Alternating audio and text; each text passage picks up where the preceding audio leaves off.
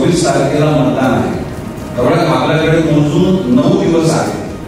जर आपण उद्याचा दिवस जर आपण थोडासा नियोजनाकरता घेतला तर मंगळवारी जर आपण कामाची सुरुवात केली तर शुक्रवारपर्यंत आपलं संपूर्ण या मतदानाचं 100% काम हे पूर्ण होणं अपेक्षित आहे. कारण नवी मुंबईमध्ये फक्त आपल्याला 11,000 मतदारांपर्यंत पोहोचायचे. जर आपण वॉर्डच्या न्याय जर याचा विचार केला तर एका वॉर्ड करता 100 मतं आणि एका बूथ करता एका बूथ अध्यक्षाकडे 15. त्यामुळे ही गोष्ट म्हणजे एका दिवसामध्ये 15 लोकांपर्यंत पोहोचणं, मतदारांपर्यंत पोहोचणं हे शक्य आहे.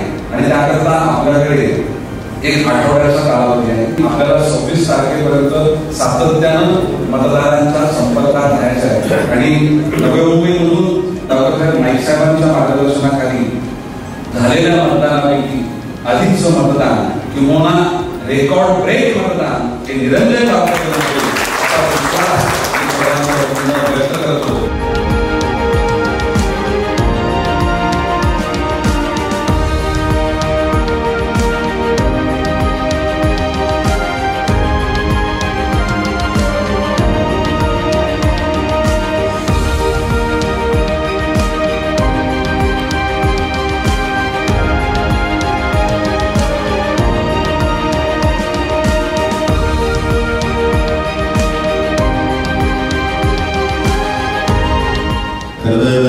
महाराष्ट्रामध्ये एक पॅटर्न या सगळ्या बाबतीतला इलेक्शनच्या नियोजनाचा जो नेहमी फॉलो होतो आणि जो नेहमीच उल्लेख केला जातो तो म्हणजे नवी मुंबई पॅटर्न.